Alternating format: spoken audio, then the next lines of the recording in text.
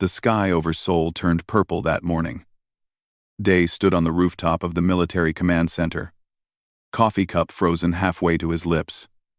The clouds weren't clouds anymore. They were ships, hundreds of them, maybe thousands, blocking out the sun. His radio crackled to life.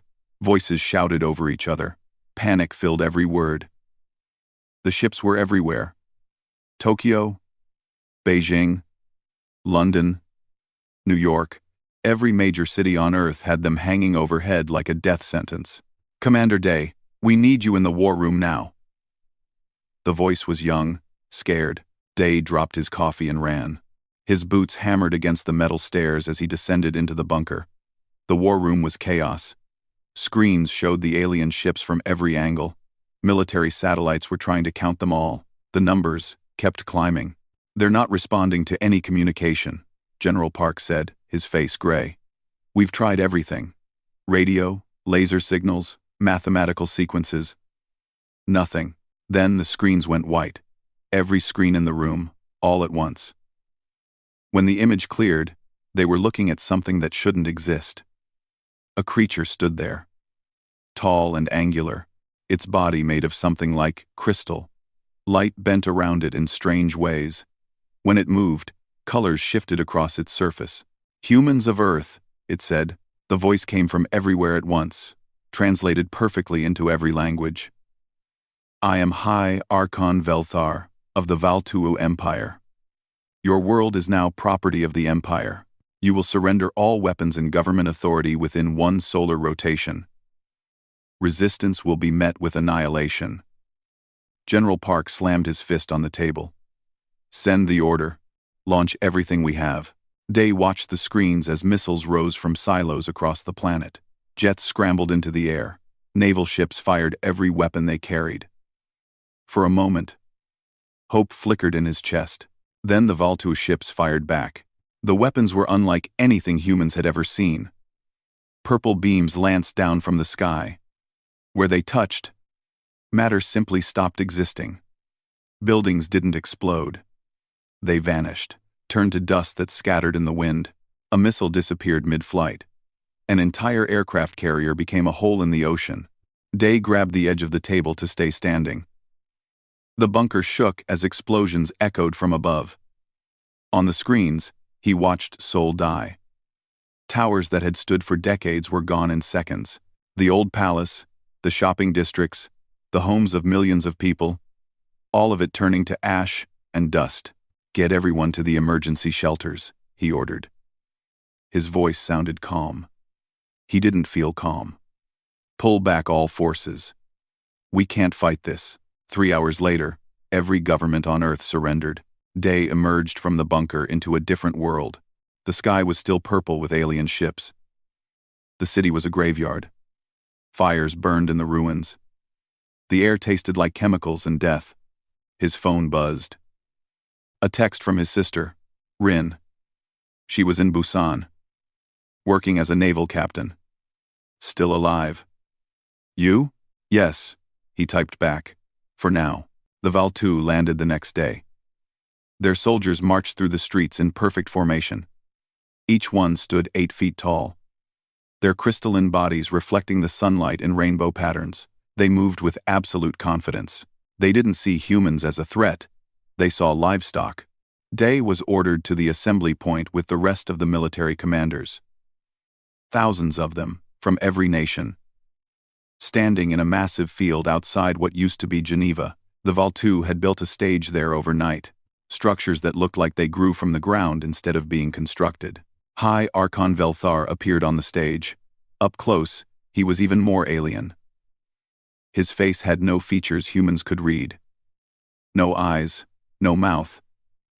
Just smooth crystal that somehow saw and spoke. "You are now subjects of the Valtuu Empire," Velthar announced. "Your species has been evaluated. You are physically weak, technologically primitive, mentally limited. But you can work. You can serve. You will mine asteroids, build jump gates, maintain our colonies. In return, you will not be exterminated." Day felt rage burning in his chest. Around him, Other commanders shook with anger. But what could they do? The Valtu had destroyed humanity's armies in hours. You will be transported to labor stations throughout the Empire, Velthar continued. Each of you will be fitted with a neural inhibitor. It will prevent violence against Valtu citizens. It will ensure obedience. Resistance is impossible. Escape is impossible. This is your new reality. The soldiers came then. Valtu guards with weapons that hummed with barely contained energy. They moved through the crowd, clamping metal collars around every human neck. When the collar locked onto Day, he felt something cold spread through his mind. A presence. Watching, waiting to stop him if he even thought about fighting back. They were loaded onto ships, massive cargo vessels that smelled like metal and ozone. Day found himself in a holding bay with 3,000 other humans. Military personnel, scientists, engineers, doctors. The Valtu wanted the skilled ones first. Rin found him in the crowd. Her naval uniform was torn and dirty. She had a bruise on her face. But her eyes were still fierce. "They're calling us slaves," she whispered. "On their broadcasts. They're telling the Empire that Earth provided them with a new slave species." Day looked at the collar around her neck, then at his own. "We're alive," he said quietly. "That's what matters now." "For how long?" another voice said. Day turned to see a man with an engineering badge. His name tag read, "Wu.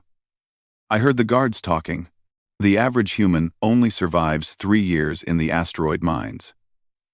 The work is too hard, the conditions too harsh. 3 years.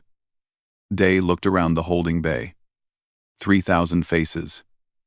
3,000 people who had weeks or months ago been free. Who had families, dreams, futures. The ship's engines roared to life. Day felt the floor vibrate beneath his feet. Through a small window, he watched Earth shrink away. The blue and green planet that had been humanity's home for millions of years, now just another conquered world in an empire of thousands. But as Day watched his home disappear, something hardened inside him. The Valtu thought humans were weak. They thought the collar made rebellion impossible. They thought slavery would break the human spirit. They were wrong. Day didn't know how yet. He didn't know when. But he made a promise to himself. Standing in that cargo hold with chains around his neck. The Valtu would pay for this. Every single one of them. Humanity would be free again. Or they would burn the galaxy trying. 5 years changed everything and nothing at all. Day looked older now. His hair had gone gray at the temples. Scars covered his hands from the mining equipment, but his eyes were the same, hard, patient, watching everything. Station Karos, 7, floated in the asteroid belt like a metal spider. 12 arms stretched out from the central hub, each one a processing plant or living quarters or docking bay. 20,000 humans lived there, worked there, died there. Day had become a foreman. The Valtu guards liked him because he kept the other humans productive. They didn't realize he was learning. Every time he entered a control room, his eyes memorized the screens. Every conversation he overheard between guards taught him more about their technology. Every system he repaired gave him access to new information. The neural collar still sat around his neck. Everyone wore them. The cold presence in his mind never left. But Day had learned its limits. The collar stopped violence. It stopped escape attempts. It didn't stop thinking. It didn't stop planning. Rin worked in Processing Plant 7. Her job was managing the refinement systems that turned raw asteroid ore into usable materials. She'd memorized every patrol route on the station. She knew when the guards changed shifts. She knew which security cameras had blind spots. She'd been writing it all down in code on the equipment manifests for 3 years. Wu worked in maintenance. The Valtu made him repair their systems because human hands were better at delicate work. Every time Wu fixed a neural collar, he learned more about how it functioned. He'd been building a map in his head, a network diagram of every collar on every station. They were all connected to a central control system. All of them. One system controlling millions of collars. Saul was a medic in the station hospital. She treated humans who got injured in the mines, burns from the equipment, broken bones from cave-ins, radiation sickness from exposure, but she also studied the Valtu guards when they came in for maintenance. Their crystalline bodies weren't invincible. She'd seen one guard have a reaction to human blood. His body had started to crack and discolor. The other guards had rushed him away, but Sol had seen enough. They met in the shower blocks after shifts, the only place without cameras. The rush of water covered their whispers. I found the central node, Wu said quietly. Water streamed down his face. The collar control system. It's in Station Karos 1. The command station. Can you access it? Day asked. Not directly. But I can build a virus. Something that spreads through the maintenance network. When I activate it, every collar on every station shuts down at once. Rin leaned closer. How long to build it? It's already built. I've been hiding it in the repair logs for 2 years. Every time I fix something, I add another piece. The virus is complete. I just need the signal to activate it.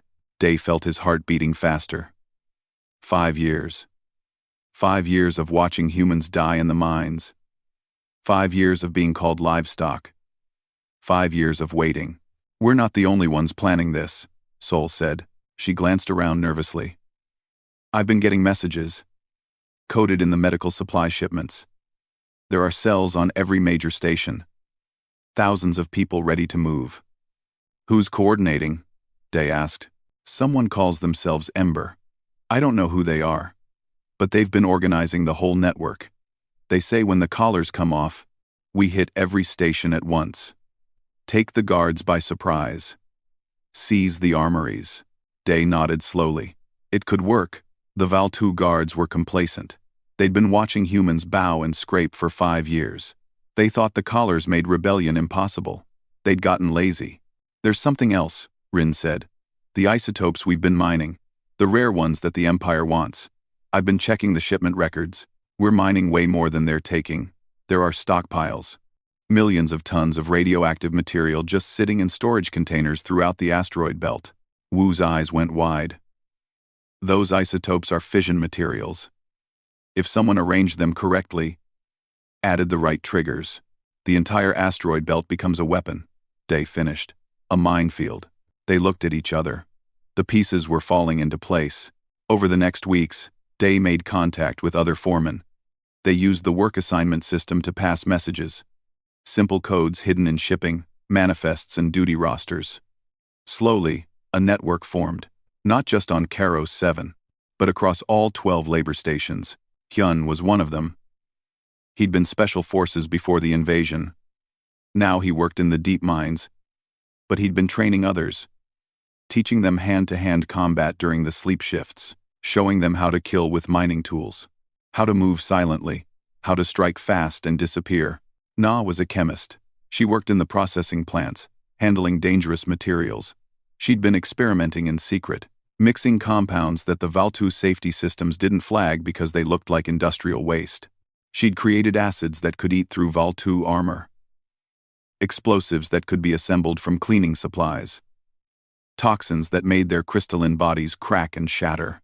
Bo managed the food distribution. He knew every storage area, every supply route. When the uprising started, he could cut off the Valtu food supplies and keep the humans fed for months. Jin worked in communications. She monitored the message traffic between stations. She knew when supply ships were coming. When guard rotations happened, when the Empire's military ships passed through the system, the network grew. Hundreds of people, then thousands. Each one playing a role. Each one waiting for the signal. Day received the message on a Tuesday. It came through the work assignment system, hidden in his duty roster.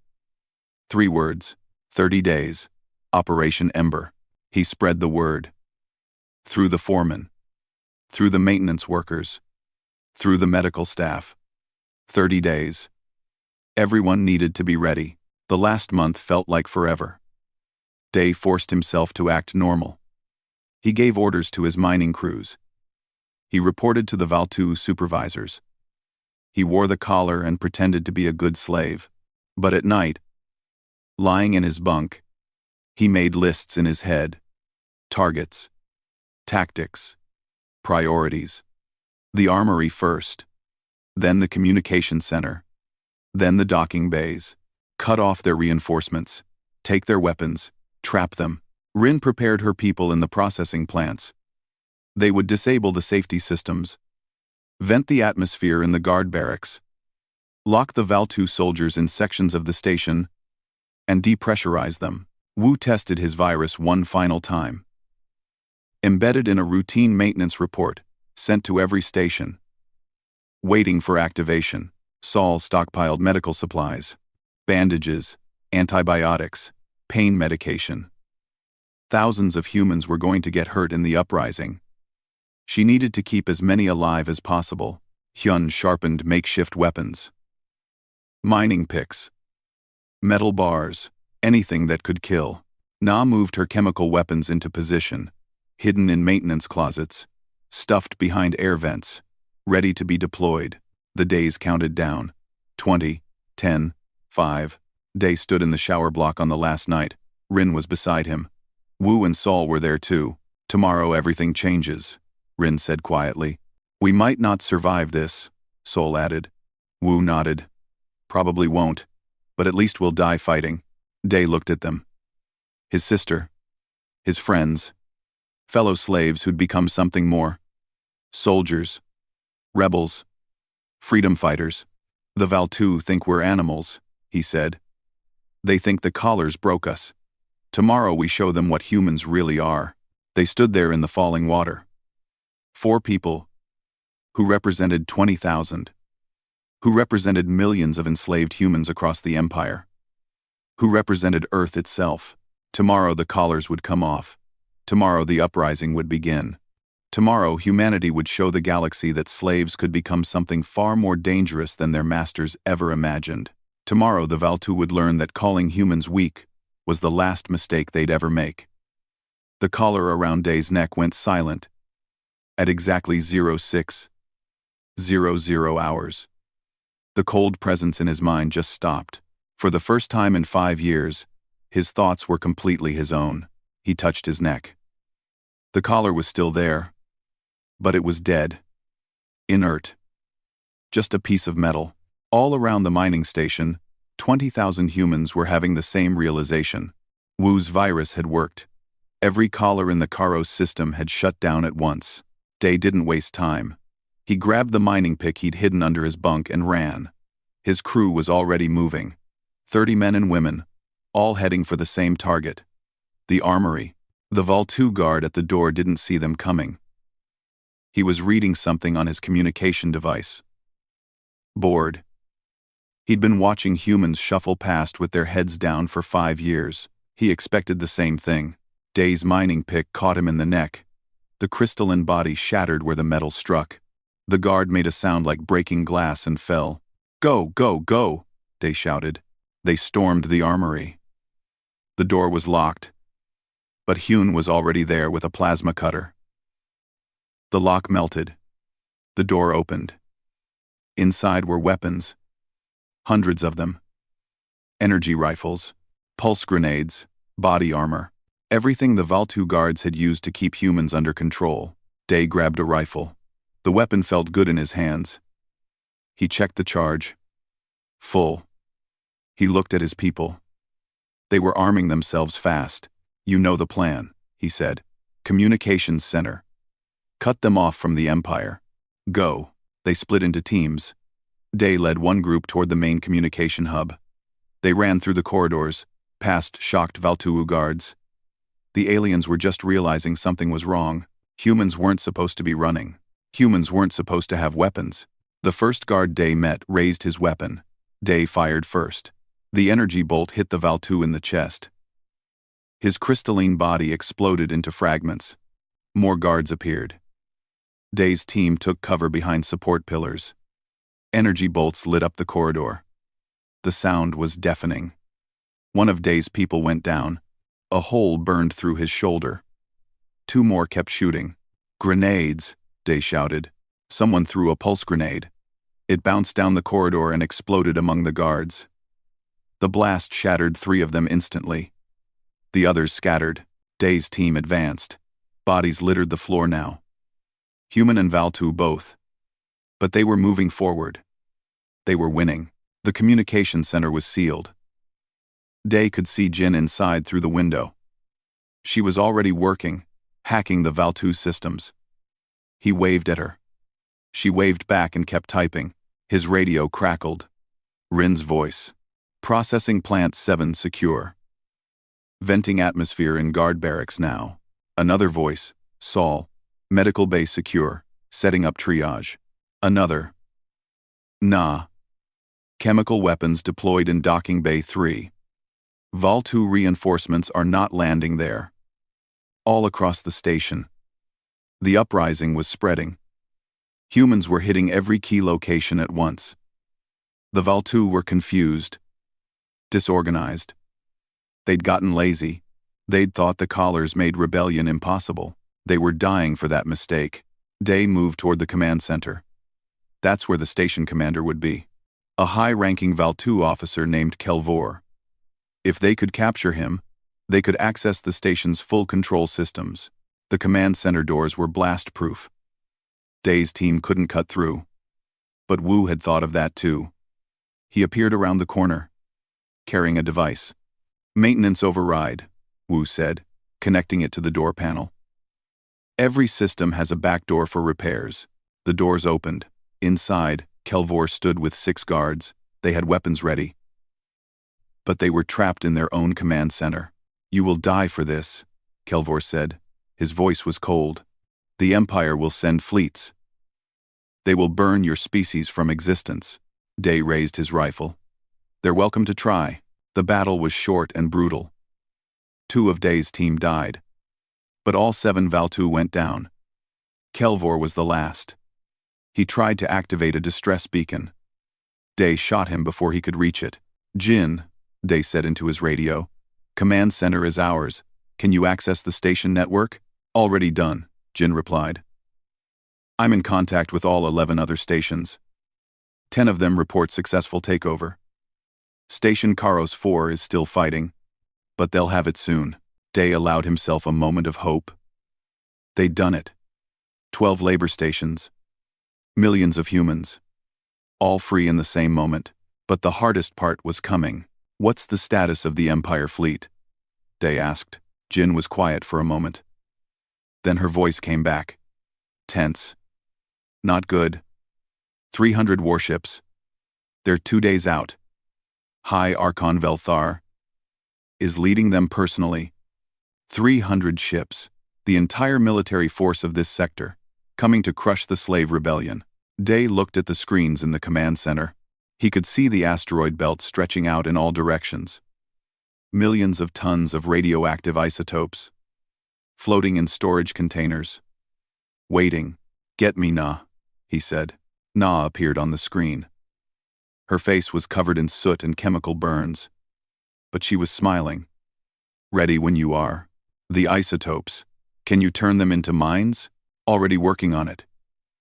Give me 12 hours. Every container will be rigged with a detonation charge. When that fleet enters the belt, we light them up. Hyun's voice joined the channel. What about after? Even if we destroy that fleet, the Empire will send more. We can't hold these stations forever. Day nodded. We're not going to hold them. We're going to use them. Jin, how many ships do we have in the docking bays? Cargo vessels mostly. Some repair shuttles. A few guard patrol ships. Nothing that can fight a warship. Doesn't matter.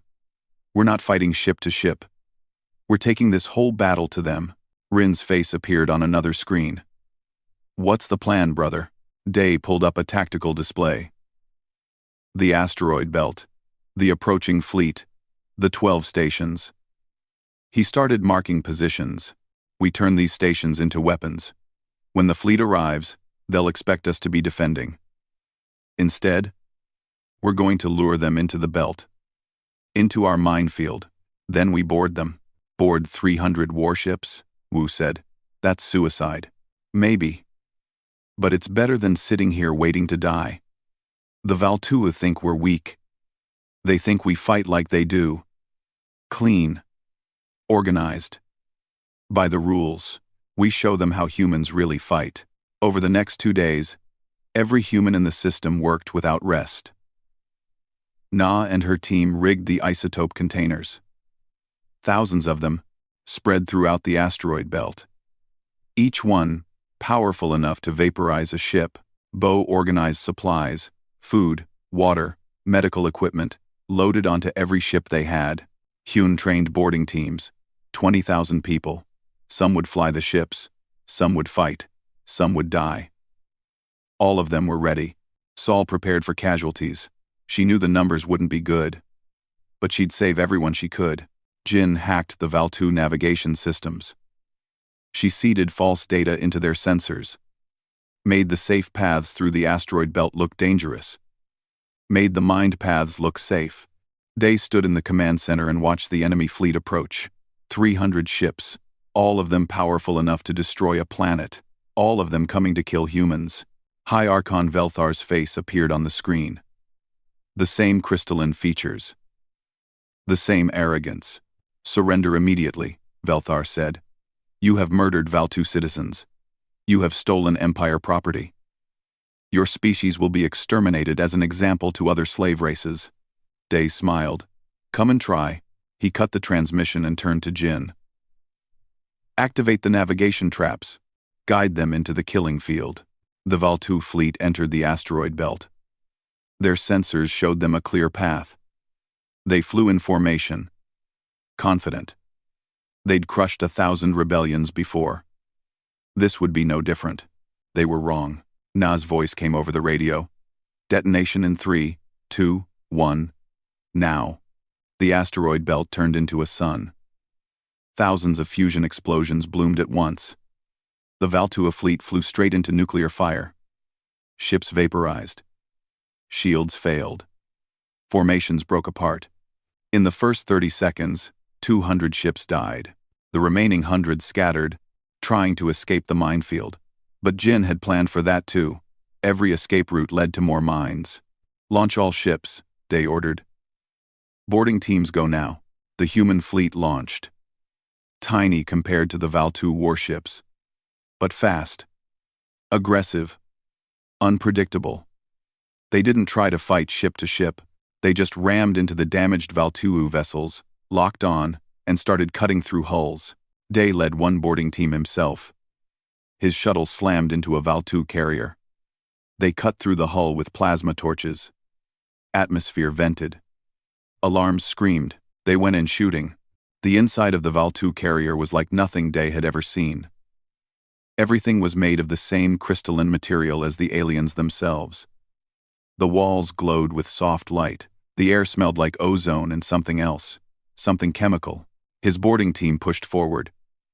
15 humans in stolen Valtu armor. They moved through corridors built for 8-foot-tall aliens. Everything was too big. Too tall. But that didn't matter. What mattered was speed and violence. The first Valtu they encountered was unarmed. Some kind of technician. He turned toward them, surprised. Hyun shot him without hesitation. The body shattered into crystalline fragments. Keep moving, Day ordered. Engineering section. We need to take the reactor. They ran. Behind them, Day could hear more boarding teams cutting through the hull. The whole ship was being invaded at once. Dozens of entry points. Hundreds of humans pouring in. The Valtu weren't ready for this kind of fighting. A security team appeared ahead. 5 guards with energy weapons. They opened fire. Day's team dove for cover. Energy bolts scorched the walls. One of his people took a hit. The woman screamed and went down, her chest smoking. Nah, now, Day shouted into his radio. Na's voice crackled back. Deploying. Canisters rolled down the corridor. They hissed, releasing pale green gas. The Valtu guards tried to fall back. But the gas hit them. Their crystalline bodies started to crack. Discolor. One of them fell to his knees, clawing at his throat. Another's arm shattered like glass. Saul had been right. The Valtu had allergies to human biochemicals. Na had weaponized them. The gas was made from human enzymes and bacteria. Harmless to humans. Lethal to Valtu. Day's team pushed through the dying guards. They reached the engineering section. The reactor core glowed in the center of the room. Massive. Powerful. It fed energy to the entire ship. Wu was already at a control terminal. His fingers flew across the alien interface. "Give me 2 minutes." "You've got one," Day said. He could hear more Valtu coming. Heavy footsteps. The hum of weapons charging. The security door exploded inward. A heavy weapons team. 6 Valtu with armor twice as thick as the regular guards. They carried massive energy cannons. Day's team opened fire. Their stolen rifles barely scratched the armor. The Valtu laughed. One of them raised his cannon. Day saw death coming. Then Soul's people threw their surprise. Glass bottles filled with clear liquid. They shattered against the Valtu armor. The liquid splashed, started to smoke. The Valtu screamed. The acid Na had created ate through their armor in seconds, reached the crystalline flesh beneath. The guards collapsed, their bodies dissolving. "Done," Wu shouted. "Reactor's ours. I'm locking out all Valtua access codes." Day nodded. "Set it to overload on my mark. We need this ship as a weapon." All through the fleet, the same thing was happening. Human boarding teams were taking ship after ship. They couldn't win ship-to-ship battles. The Valtu had better weapons and shields, but in close quarters? Inside the ships, humans were better, faster, more vicious. The Valtu had rules about warfare. Honor codes. They didn't shoot retreating enemies. They gave surrender terms. They fought clean. Humans had no such rules. They'd been enslaved, tortured, worked to death for 5 years. They wanted revenge. And they took it with extreme violence. Day's radio exploded with reports. Destroyer 7 taken, reactor secured. Cruiser 3 captured. 20 Valtu casualties. Carrier 9 is ours. Their command crew is dead. But it wasn't all victories. Boarding team 6 is down. All dead. We lost our shuttle. 40 people gone. Medical bay is overflowing. We need more supplies. The battle was brutal. For every ship humans took, they paid in blood. Day made his way to the carrier's bridge. Bodies littered the corridors now. Human and Valtu both.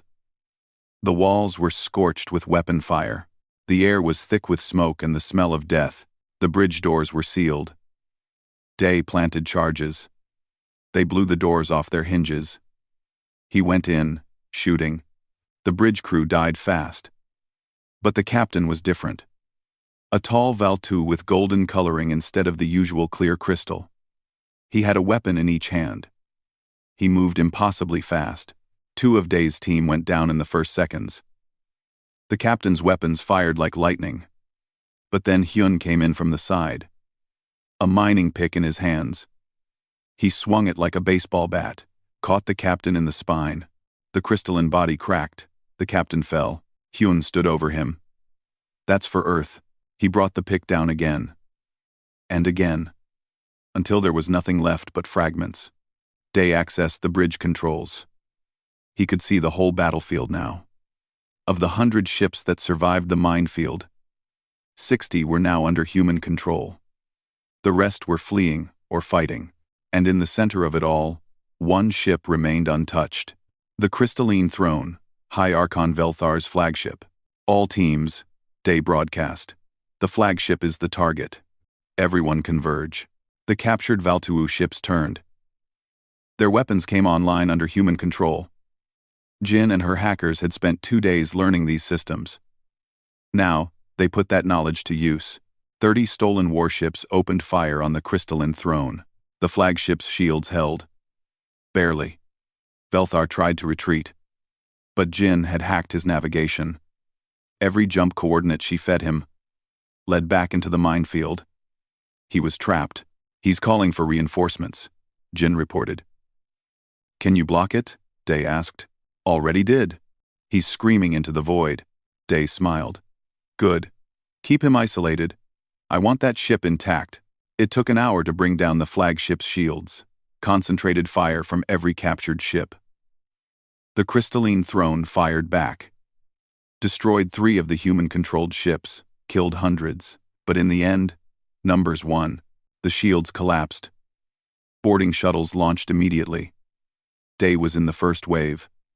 If they could capture Velthar alive, they could broadcast his defeat across the Empire, show every species that humans weren't just slaves anymore. The flagship's interior was like a palace. Everything was art. Beautiful crystalline sculptures. Glowing murals. This wasn't just a warship. It was a symbol of Valtu'u supremacy. Day's team desecrated it with blood and weapons fire. The Valtu elite guard fought hard. These weren't regular soldiers. These were the best warriors the Empire had. Each one was worth 10 regular guards. They made Day's team pay for every corridor, but humans just kept coming. Wave after wave. Boarding teams pouring in from a dozen entry points. The elite guard was outnumbered 50-1. Day reached the throne room. The doors were massive. Gold-colored crystal inlaid with strange symbols. He set the charges himself. The explosion was enormous. The doors shattered. Inside, High Archon Velthar sat on his throne. 10 elite guards stood around him. They raised their weapons. But before they could fire, Sol's gas canisters came rolling in. The guards went down choking. Velthar stood.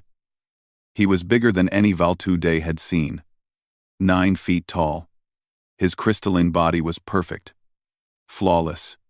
He radiated power and confidence. You are slaves, Velthar said. His voice was calm. You cannot defeat the Empire. Kill me, and 1,000 fleets will come. Your species will be exterminated. Day walked forward. He was tired, covered in blood and burns. Half his team was dead. But he didn't stop.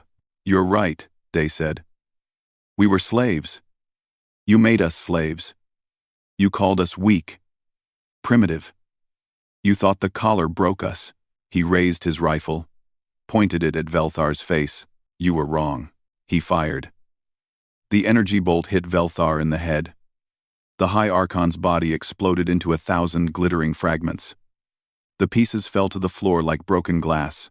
The ruler of this sector, the conqueror of Earth, dead at the hands of a slave. Day looked at the fragments, felt nothing but cold satisfaction. Jin, he said into his radio. Status? We control 70 ships now. The rest of the Valtu fleet is scattered. Some are trying to escape. Some are still fighting. But we've won.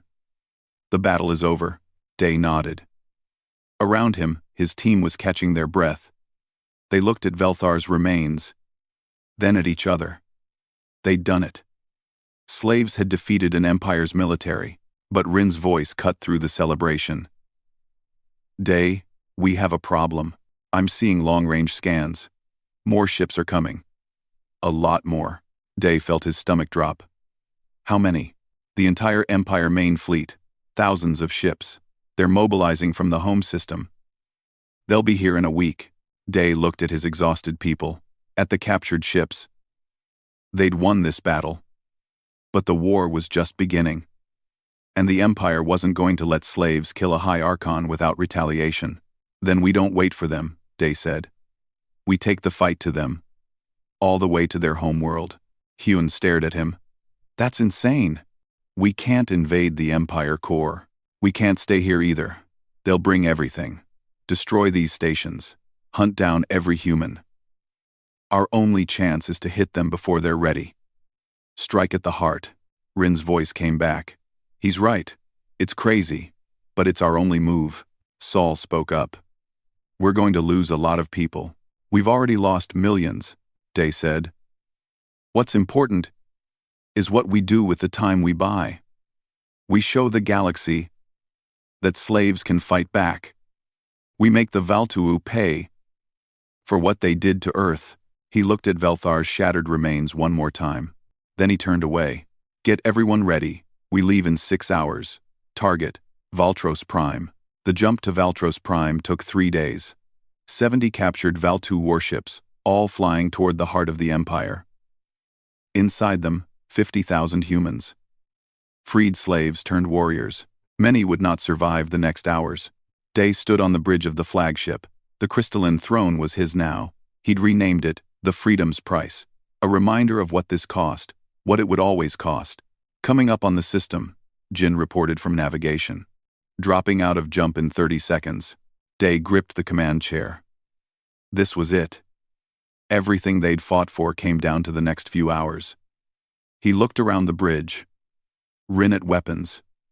Wu at engineering, Sol monitoring casualties before they even happened. Hyun leading the boarding teams. Na with her chemical weapons ready. His people, his family, built from slavery and suffering. All ships. Day broadcast. Remember why we're here. Remember Earth. Remember everyone we lost. Show them what happens when you enslave humanity. The fleet dropped out of jump. Valtros Prime appeared on the screens. A beautiful planet. Purple oceans. Golden continents. Cities that glowed with crystalline architecture. Home to 10 billion Val-2. The center of their empire, and it was completely unprepared. The orbital defenses were designed to stop enemy fleets attacking from outside. They'd never imagined an enemy would arrive using their own ships, using their own jump gates. Jin's hacking had given them every access code they needed. Defenses are confused, Jin said. They're reading us as friendly. By the time they figure it out, we'll be in weapons range. Day nodded. All ships, battle formation. Target the orbital weapons platforms. Fire on my mark. The human fleet spread out. 70 ships against a planet's defenses. The numbers weren't good. But humans had stopped caring about good numbers 5 years ago. Fire. The fleet opened up. Energy weapons lit up space. The orbital platforms returned fire. But they were slow to respond. Half of them died in the first minute. The other half tried to coordinate. Too late. The human fleet was already among them. Too close for the big weapons to target. Rin, punch a hole through their satellite network, Day ordered. I want to broadcast to the whole planet. Working on it. Rin's fingers flew across her console. Got it. You're live. Day activated the transmission. His face appeared on every screen across Valtros Prime. 10 billion Val-2 saw him. Saw a human. Saw a slave standing on their High Archon's captured flagship. I am Commander Day of Earth, he said. 5 years ago, your empire invaded my world. You enslaved my people. You called us weak, primitive. You made us labor in your mines, die in your service. He paused. Let the words sink in. We are here to give you one chance. Dismantle your empire. Free every slave species in your territories. Surrender unconditionally. You have 1 hour to respond. The response came in 30 seconds. The planetary defense fleet launched. 500 warships rising from the surface. The Imperial Guard. The best ships the Val-2 had. Day smiled. He'd expected nothing less. They've refused, he said calmly. Wu, activate the weapon. Wu's hands were shaking. Day, are you sure? This is going to kill billions. They had a choice. They made it.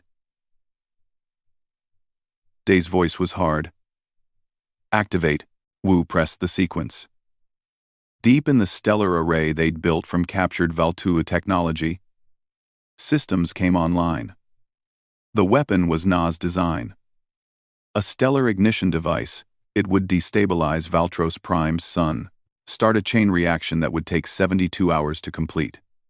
Then the sun would go supernova. The Val-2 had created weapons that could destroy planets.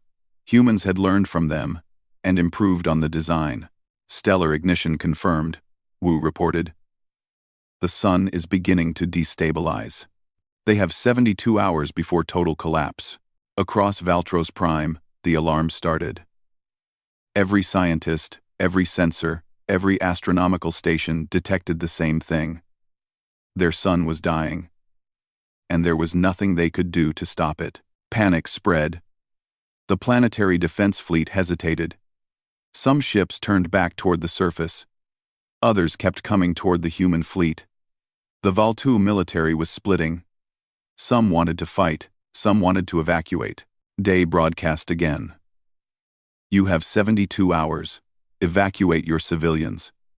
We will not target refugee ships. But any military vessels will be destroyed. This is the price of empire. This is what happens when you enslave others. The next hours were chaos. The Valtu fleet was in disarray. Half the ships were trying to organize evacuations. The other half were trying to fight. Neither side was coordinated. The human fleet picked them apart. Not through superior skill, not through better weapons, but through sheer viciousness. Human ships rammed Valtu vessels, boarded them, took control and turned them against their own fleet. Rin was brilliant. She identified which Valtu ships were trying to flee with weapons intact. Those were priority targets. Any ship evacuating only civilians, the humans let pass, but any military commander trying to save his warship, destroyed. Na's chemical weapons filled the orbital space, clouds of human-derived toxins that cracked Valtu hulls. Saul worked frantically in medical, treating the wounded humans. Casualties were climbing, 5,000 dead, 10,000, 15,000, but they were winning. Hyun led boarding teams onto the Valtu flagship, the Empire's shield, the pride of their military. It took 4 hours of brutal fighting. 4 hours of corridor battles and chemical weapons and mining picks against energy rifles. But in the end, the ship was theirs. Below, on Valtros Prime, the evacuation was turning into a stampede. Billions of Valtu trying to leave. Not enough ships. Not enough time. The cities were emptying. The government was collapsing. The Empire's heart was dying. Day watched it all from his command chair. He felt no satisfaction. No joy. Just grim necessity. Incoming transmission, Jin said. From the planetary government. They want to negotiate. Put them through. A Valtu appeared on screen. She was old, her crystalline body clouded with age. I am Speaker Thalvin. I speak for the civilian government. We surrender. Completely. We will free all slaves. Dismantle our military. Give you anything you want. Just stop the weapon. Please. Day looked at her, saw the desperation, the fear, the same fear humans had felt when the Valtu fleet arrived at Earth. The weapon cannot be stopped, he said. Your own scientists built it. You know there's no off switch. You have 72 hours. Evacuate your people, but billions will die. The infrastructure. The evacuation capacity. We can't save everyone. Neither could we, Day said. His voice was ice. When you invaded Earth. When you enslaved us. When you worked us to death in your mines. You didn't care about our billions. Now your billions are your problem. He cut the transmission. Rin looked at him. Brother. We're really doing this. We are. History won't remember us kindly. Day nodded. Probably not. But freed slaves across the galaxy will. And that's enough. The next 72 hours were a countdown. The human fleet maintained orbit, shooting down any Valtu military ships trying to escape. But they let civilian transports pass. Thousands of them, fleeing the dying system. On the surface, the Valtu civilization was collapsing. Riots in the cities. The government had fallen. Every ship that could fly was overloaded with refugees. And still it wasn't enough.